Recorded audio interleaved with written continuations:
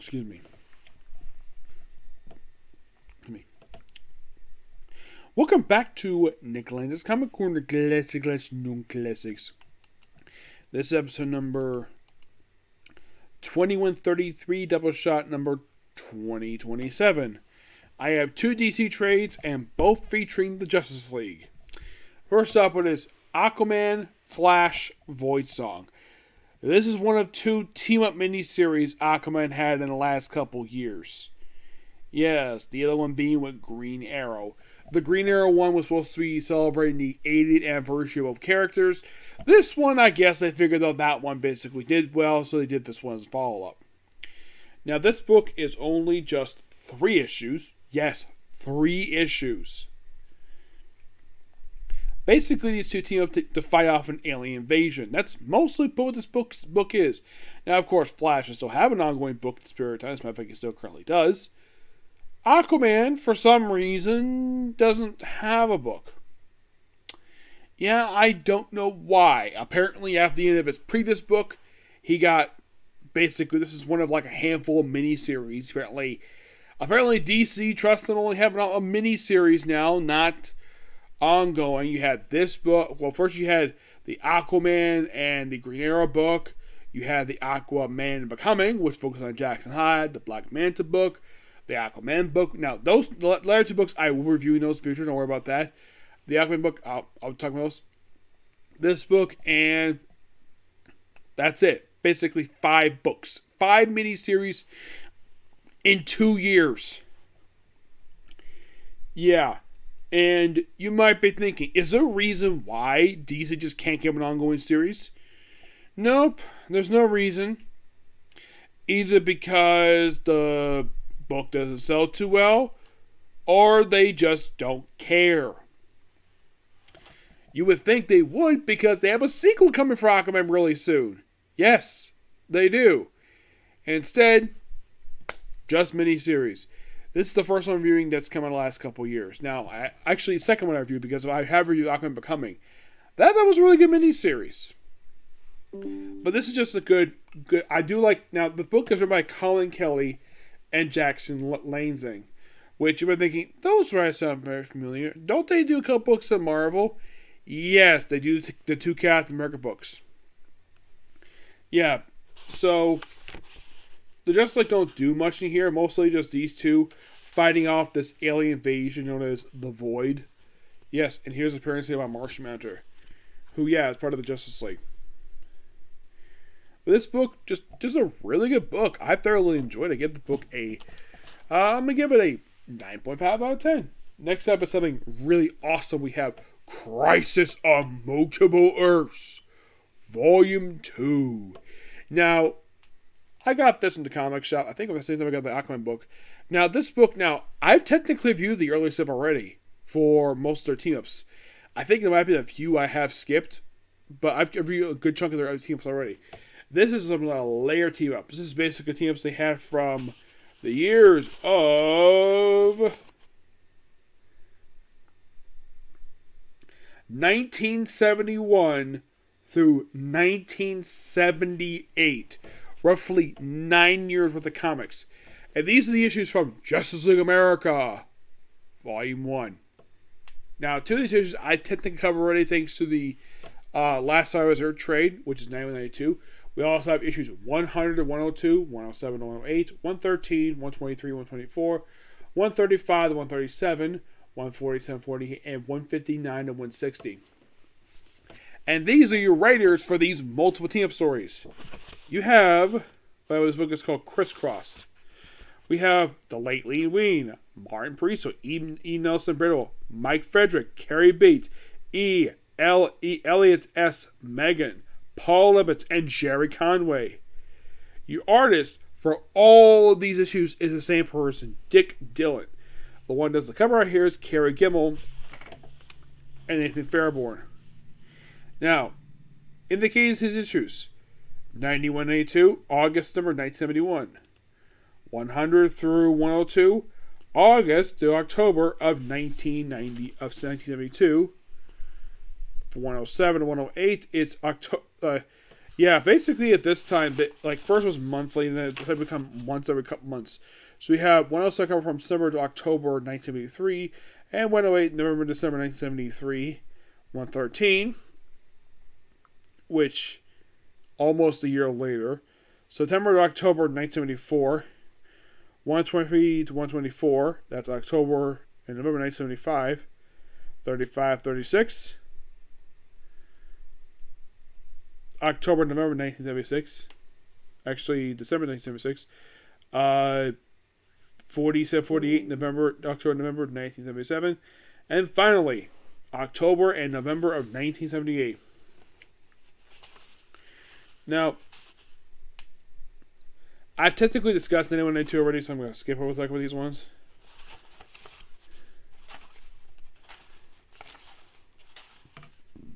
Excuse me.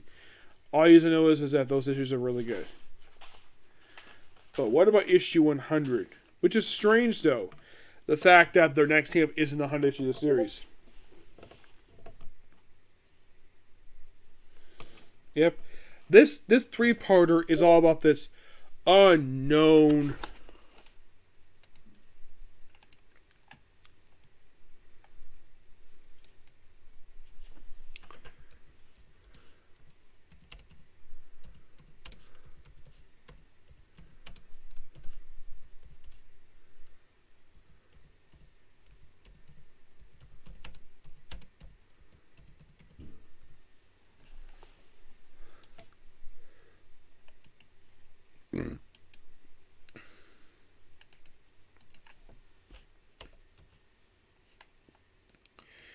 Yeah, so basically it's all about the Seven Soldiers victory. If you don't know who these guys are, these are the heroes from Earth 2. These is another group for them. It's comprised of the Vigilante. And no, it's not the character Marvel and George Perez created. Different guy. I think his name is Greg Wallace. I believe he's basically a gunslinger. We have Star Spangled Kid. We have Stripey. The Crimson Avenger. Shining Knight, Roy Harper, who is basically Speedy, and of course the Earth 2 version. This is the Earth 2 version of Green Arrow and Speedy. Actually, no, that's the Crimson Avenger. It's basically, it's about who is the unknown soldier who died. That is mostly what this is, while also celebrating the 100th birthday of the 100th issue of the Avengers. That's most what this is. Now you might be curious though, who is it? It's actually Wing, an old sidekick of I believe it was the Star Spangled. I think it was the Star Spangled Kid. No, I think it was Shining Knight. Yep, and that's basically what it was. It's an X3-parter. This next one is really fun. 107 to 107. This is basically the Justice League and the JSA. You have Superman saying, Uncle Sam, why have you summoned us to your Earth? To help us overcome Nazis who have won World War II. Yes, Earth X. The world where, what if the Nazis won World War II? That is simply put the purpose of this group. Now, this Earth X, which this Earth they make its live action debut in the Crisis Earth X story. Yep.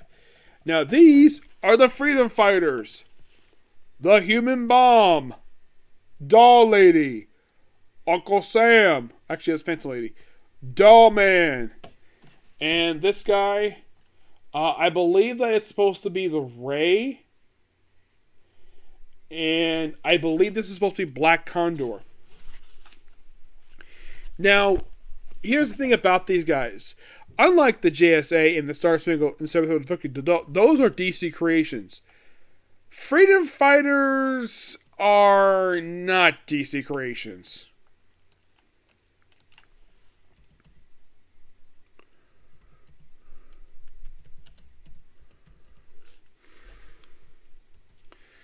Well, kind of, yes. This technically is their debut, per se.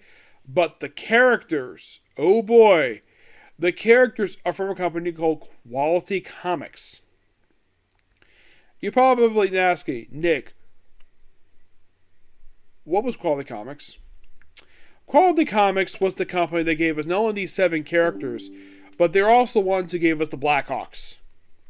And also they had a member who was a Chinese, and he basically dressed like a racist. This character was was basically a racist character, where he had yellow skin, buck teeth, dressed in Chinese garb, and this is how he fought the frickin' Nazis.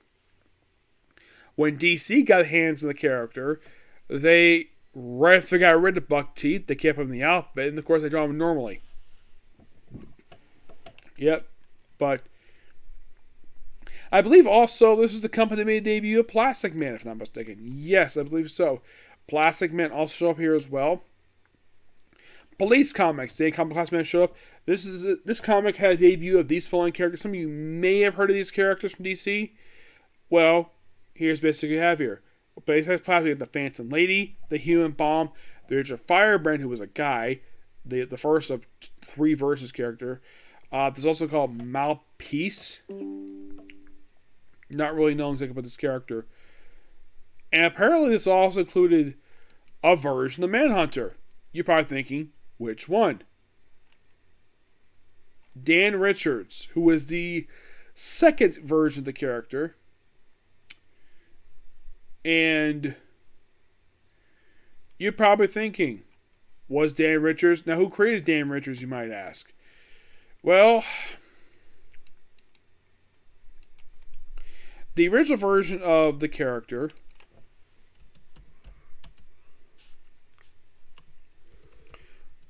the Paul Kirk version, that was created by, he's most familiar version managers. He is a creation of Jack Kirby along with Mark Shaw. Dan Richards was a creation of Tex Brinsdell and Alex Turkowski. I think it's how you pronounce it.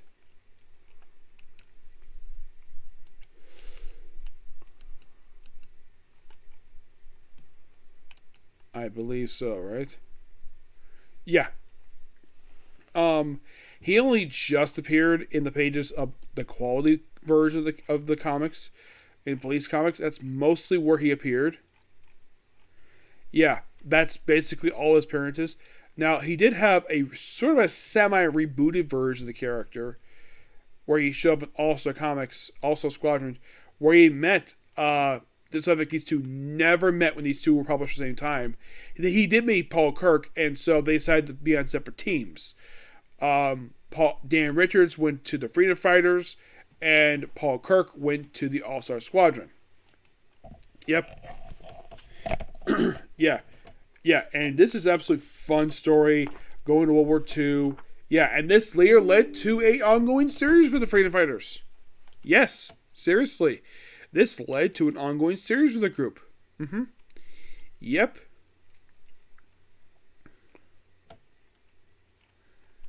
Anybody thinking, really? Oh, yeah, really. Yeah, this basically led to a very brief ongoing series of the group. Yes. About 3 years after this story came out, these guys did get their own book. Which lasts for a whopping 15 issues. Yep.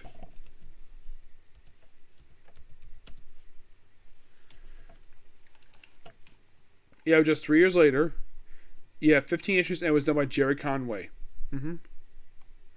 Yeah, it's like basically you could say that this two-parter was sort of a loose, backdoor pilot to the actual group who were stuck on Earth 1 after the events of that two-parter. Oh, yeah, definitely. Yeah, here's the thing.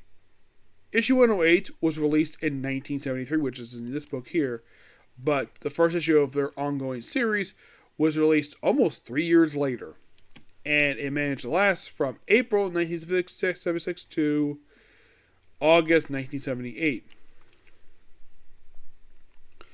I could discuss more about the Freedom Fighters, but right now, well, they basically appeared sporadically afterwards, and DC, I think, New 52 was trying to build a new version of the group, but it went nowhere.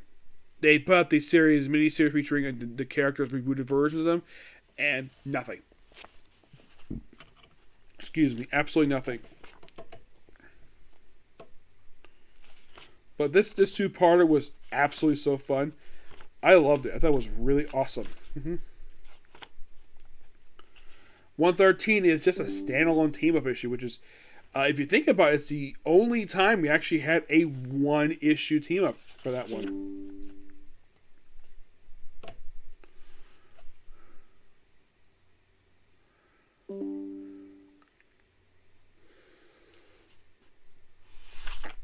Everybody thinking, what's the story for issue 113?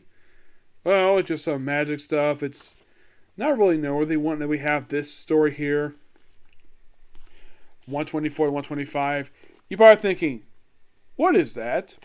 That is Robin, the adult boy wonder. And why does he wear this outfit? Why does his costume look like this for? Okay, the explanation of why his costume looks like this. Why does it look like he wears a Batman costume without the hood, without the cowl, and put an R over the bat? Well, the reason for this is because he did not want to assume the mantle of Batman after the original one died in the pages of Adventure Comics. I think it was issue 400. I think it was 464 is when he died. It's 466 when he died. So he refused the mantle of Batman. So he still operated as Robin, despite the fact he should not be Robin. And he also gave Dick Grayson, the one from Earth 1, a different version of his costume, which Dick still has that costume. Even afterwards for Earth 1. Yeah, so it's all avenging the losses. Now, I should point out, I think at the time these issues came out, the JSA did have sort of a new, revived, ongoing series this period of time. All-Star Comics had come back. And originally was by Jerry Conway, and then later on taken by Paul Levitz, which I had previously reviewed, which is an excellent ongoing series. Check it out, it's really good. Yep. So, yeah, this whole thing is we're reading Ghost stuff. It's a very interesting two-parter. Which, here's Dick Grayson from Earth 1 wearing that costume again. Yep. Yeah, Crisis on Earth S. You're thinking, Earth S? What's Earth S, you might ask? Well,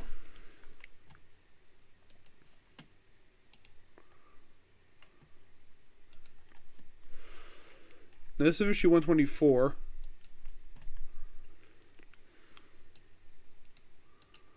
Earth S, I believe, was the home of the Shazam hero, the characters from Foster Comics.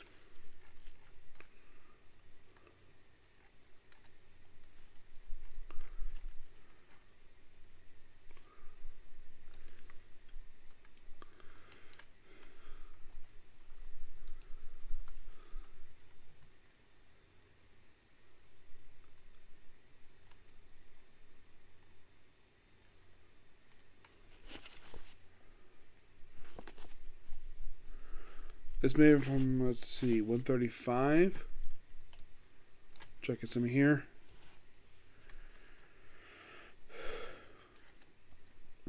Okay, it's the Squadron Supreme Justice. Yeah, group of characters from Foster Comics. Comprised of Bullet Girl, Bullet Man, Isis the Invincible, Mr. Scarlet, Pinky, and Spy Smasher. You're probably thinking, who the heck are these guys, you might ask? Well, they are characters who previously appeared in the pages of Wiz Comics. Basically, in the way, they're kind of the equivalent to the Shazam family. Yeah, that's mostly what they are. There's also a group called First Squadron, the Lieutenant Marvels, which are so hilarious. Who the heck these people are. We have Fat Marvel, Hill Marvel, Tall Marvel.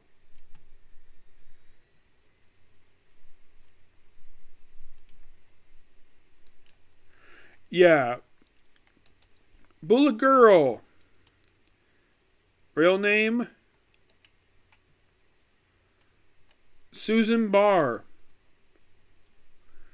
Her first appearance, Nickel Comics #1. Yep, That's where Bullet Man also appeared too. Yeah, and she actually married Bullet Man. Yep, she married him. You're thinking, really? Oh yeah, really. And also, she does have a modern successor, the Bulleteer. Yeah, Grant Morrison created this guy. Well, woman, excuse me. Spy Smasher. Well, he's definitely from Wiz Comics. Fawcett character. Surprisingly, the Spy Pack is called Shazam Squadron, you might ask. No appearance in here by Captain Marvel, who is the most familiar character from that Earth. Yeah, just the characters dealing with their team up with them. It's an episode, and of course, then next now we have finally Shazam fighting, well, not Shazam, Captain Marvel fighting, well, Superman. And of course, appearance of a Legion of Superheroes. So of course, it leads into. Next, we have 147, which finally we have Power Girl make an appearance in these team ups, which I think was the first time she actually appeared in these team ups. Yep. Also, some wizard stuff here. It's not as good as some of the other ones. Because most of the team here with the Legion of Superheroes. And finally, for the last couple issues, we just basically have the finding characters from the past. Jonah Hex, Enemy Ace, the Viking Prince. Viking Prince is the guy with the mask on. There's also the Black Pirate. And yeah. Also, it's period of time they longer to manage join the team. Yeah, basically fading out because very. Oh yeah, Miss Liberty as well. Yeah, face off because time dispatch characters. A very interesting idea of a story. They just have all the Just Society as well. But yeah, this book is really good. I love this book. Everything in here is fantastic. Give this book roughly a 10 out of 10. All classic stuff here from DC Comics. Now, I don't know if they're going to do a book 2. And here's the thing. This book is actually the combination of 2 different volumes of the JSA. Yep. They are. It's basically volumes 3 and 4. Yep, that's mostly what this book is. Yes, 3, 4, and part of volume 5. Yes. Yeah, that's most of what it is. And it seems like every dozen issues they try out a team up mostly, but you're probably thinking, why in the world was so something happened very short space period of time, because the books don't come on a monthly basis they do nowadays. Yep. But yeah, that's a particular view. Next up is going to be, well, Baruto. And it's going to be something to discuss for that one, because I'll make an announcement for that one. Okay? Thanks for the video. Bye.